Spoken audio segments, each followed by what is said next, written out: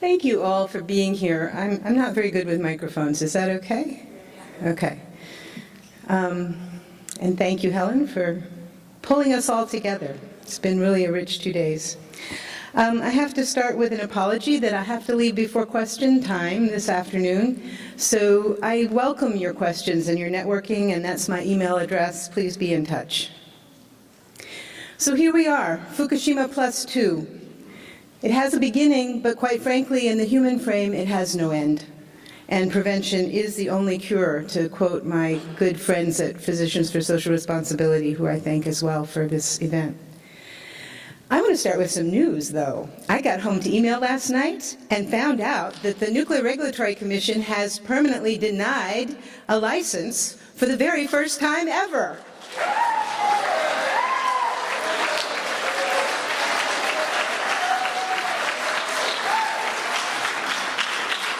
I need to acknowledge that it's been multiple organizations, including Beyond Nuclear, but Michael Marriott at Nuclear Information and Resource Service did an incredible job as lead intervener to challenge the license for new reactor construction close to Washington, D.C.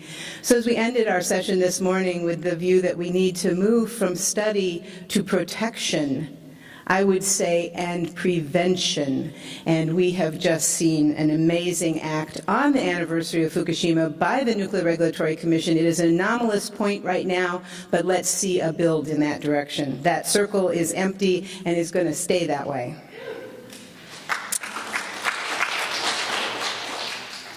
So I'm taking a page from some of my colleagues to cut to the chase and get to the point. I'm here to talk to you about gender, and I'm going to unfold this, but many people don't know how to read a graph. And so I want to take just a moment to return to this picture that Stephen Starr gave us yesterday. I want to acknowledge Ian Goddard for creating the graphic. And this information, as we'll talk about more, comes from the National Academy of Sciences Biological Effects of Ionizing Radiation 7, or BEER 7. Again, we'll get there. But look across the bottom. That's the lifespan, 0 to 80. We hope longer, but this graph ends at 80. And look at the vertical. That's increased cancer risk by exposure to a given amount of radiation. And I want to just say that I think that this is a little bit of a fictional story here, but it's a very important pink line and blue line. What is the blue line? The blue line is boys turning to men, turning to old men. What is the pink line? The pink line is little girls turning to women, turning to old women. And if you look at that left-hand part, that is 0 to 5 years lumped together graphically by Ian, but it's actually a 5-year group. And it includes pre-birth. And what do we see? We see a striking difference between the blue line and the pink line. Now, Ian added the little green, I don't think I have a pointer here, maybe I do. Anyway, he added the little green circle that's on the 30-year-old male blue line. Because that is what our regulators assume to be the individual who's getting any dose of radiation that we're talking about yesterday and today. All of the radiation we've been talking about assumes that is the individual getting that dose. Whereas this graph really unfolds the entire life cycle of our species if you want to take these numbers. And these numbers are suspect. But how suspect are they? Are we going to flush a 100% difference between 0 and 5, between the blue line and the pink line? Are we going to ignore it completely? And even at the point of the green circle, this graph is a little bit off, I think, because there's a 50%, 40 to 60% difference between adult males and adult females. So I'm about to move fairly quickly through a bunch of pictures that are going to be very interlaced with others you've seen. Hopefully you take that as very confirmatory that we are, as a community, are seeing a lot of the same stuff. But I do want to just acknowledge that this level of radiation exposure is the same one that we call 2 REMs in the United States, that is the limit for atomic workers. And also the amount of radiation that the Japanese officials have said it's okay for school children to get while they're in school in the contaminated areas of Japan. Not even the amount that they're getting total at home and going back and forth and playing outside, just the amount that they would get while they're in school. So it's called low dose. In my book, it's not very low. So that graph tells us something. It tells us that one rad does not fit all. We've known for a long time that primary germ cells in the embryo are far more vulnerable. We heard about that today. The fetus, children, their cells are dividing much more rapidly. Their bodies are smaller. Alice Stewart taught us that elders have a bump up in their vulnerability as well. Their repair mechanisms maybe aren't working as much. Some genotypes. We have a whole oncology field that's now tied to what is your DNA. And we know that some people are more likely to get radiologically caused cancers. And now we have to add to that list a gender difference, that females, both juvenile and adult, are more sensitive. So it matters who gets the radiation, not just how long, not just how much, not just what kind. And ultimately, I think this does raise the question of what do we mean by dose? But what I mean by being here is to stand and say it's time to stop letting Monday be the only driver. Let's kick Wall Street out of the decision-making role. I'm being a knowledge translator, I'm being an activist, but we have to collectively, as a society, move towards prevention and precaution as the basis of policy. And I believe that means we have to get a whole lot more women motivated to get involved.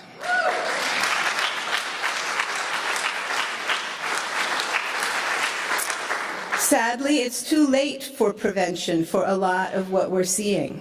And I think that slide that talked about cesium from the weapons test is incredibly important in this picture. But I got to say the other names: Hiroshima, Nagasaki, weapons test, Kishtim, wind scale, Santa Susana, 3 Mile Island, Chernobyl, and Fukushima. Are there others that we don't even know about? This is that big release. 2 days in between each of these reconstructions. Chernobyl, from April 26, 1986 to May 8, 1986, resulting in that 10 days in 40% of Europe having cesium contamination above the 4,000 becquerel per square meter level. And we've heard you don't need an accident. Every single facility in the nuclear fuel chain puts this stuff out. Now we say, well, you can't see radiation, but you can see radiation's harm. We've seen it a number of times. This is very high doses radiation burn, but you can see it with a microscope. These are abnormal chromosomes. This is tissue in the lung that's being damaged by alpha particles. This is cell membranes that have been destroyed and more abnormal chromosomes. This is schematic drawing, projection of several different types of damage to DNA, including the double strand that is so hard to fix and results in so many problems. We've heard it. I'm going to say it again. No safe dose. And furthermore, it only takes a single emission from a single radioactive nucleus and that hitting a single cell to have the potential for a fatal cancer. A dose so small you cannot measure it can kill somebody. Does it do it every time? Of course not. We have incredible repair mechanisms. We live in a diverse series of events, but yes, one can equal none. It's not a folk song. EPA standards say there's no safe dose. NRC bases Part 20 and ALARA on no safe dose. NAS reports from Beer 1 through 7 affirm no safe dose. And most of all, we've seen the data. We've seen it. So if we start with a standard man, that little green round place, first the medical community was protecting itself. Then the health physicists, who was Carl Morgan standing here 12 years ago, who said, we are all health physicists if we are concerned about radiation. They were sending military and paramilitary into very defined places in the Manhattan Project, into radiological zones that were small. Those standards were written for that purpose, and now they are being generalized to everybody, everywhere, all the time. And I need to draw to your attention, not that upper circle that looks so fascinating, the lower circle. The lower circle is where we see that in 100 years, we have increased the radiological experience of our species by 25%. 100 years ago, we didn't have industrial nuclear facilities. So that's why I can say that. 25%. Think of other environmental parameters going up like that. Now, I'm not saying that this represents reality. It's total fiction as to who's getting what. But still, collectively, our institutions are telling us that we've done that.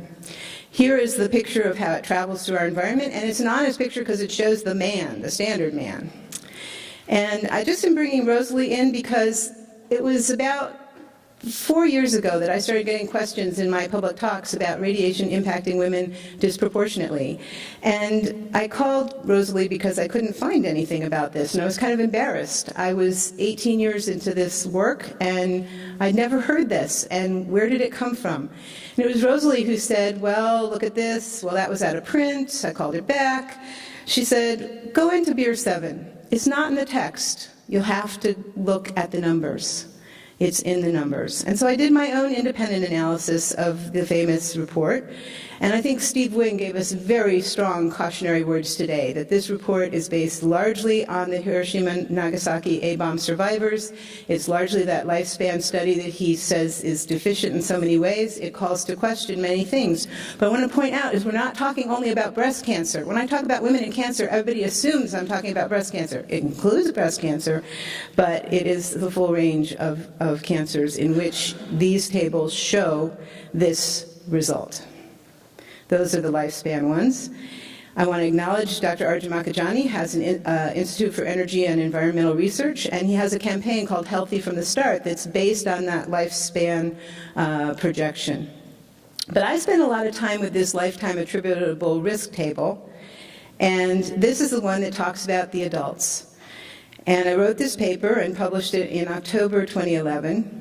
And took it around to all the agencies and was amazed to find that at ICRP I had applause from the audience when I gave a 5-minute version of the paper. And they are actually beginning to work on this, oh, by the way.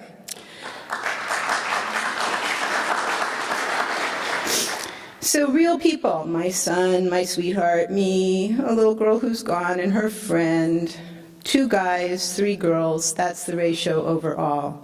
2 guys get cancer, 3 girls. 2 guys die of cancer, 3 girls. So why isn't it in the text of the report? Maybe it doesn't come up statistically. Well, Arjun Makhijani says it does. Maybe there weren't enough women involved. I don't know. But the generalizations about radiation are based on men. And when we take those assumptions solely, we have an underestimate of harm for women. And in the Nuclear Regulatory Commission regulations, that's about a 40% at least underestimation for the harm to women. And that means an overall underestimation of radiation harm, since we're about half the population. So it could be dismissed, it could be just, oh well, we forgot about it. But we are talking about every single female on the planet and every source of ionizing radiation, from what I can tell, because we really haven't looked. So why not cast the net that big? We need to look. And by the way, there are now beginning to be animal studies in which these findings are also supported. So I need to wrap up, but I want to mention that the first big agency to put out real sort of, yeah, okay, females are more affected is this recent report from the World Health Organization. I think it's a deeply flawed report. I don't have time to critique it, other than to point out the icons. The first icon below the words is clearly an earthquake. The next icon is clearly a tsunami. And the third icon is clearly a pressurized water reactor that was not at Fukushima. So take that as a sign that you cannot apply what is in this report to necessarily reflecting reality. But it's an important moment where the World Health Organization is saying that there is a difference between males and females. They're saying 70% higher risk of thyroid cancer for little girls exposed below the age of 5, in that 0 to 5 age group.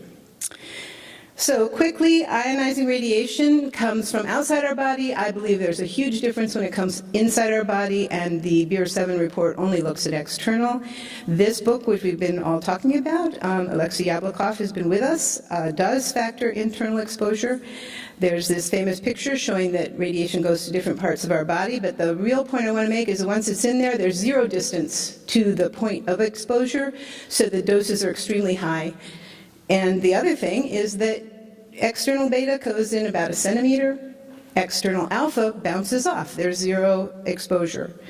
And so the difference between an alpha particle in the body and not in the body is basically infinite, but when they compare it to an X-ray, it's anywhere from 7 times more damaging to findings that are 1,000 times more damaging. So if you're inhaling and ingesting radioactivity, if there's alpha particles present, they're really not reflected in the Beer 7 report. So that's another piece that we need to factor in here. Okay, wrapping up, I want to just go to this last slide. Disproportionate harm from ionizing radiation to females raises many issues. All are worthy of engagement. There's medical questions, there's ethical questions, there's historical, occupational, political, legal, evolutionary, and policy and regulation. It's my belief that we need to protect first and study second, but when it comes to the study, there are a bunch of places we could start.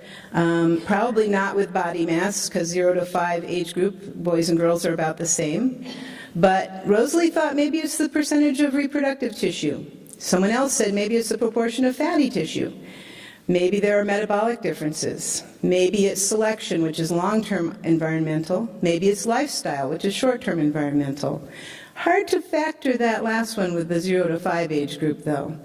And then finally, there are animal studies that are supporting this. So protect first, study second, but as we study, this is an important question, and I do not know of any major program addressing it. Thank you.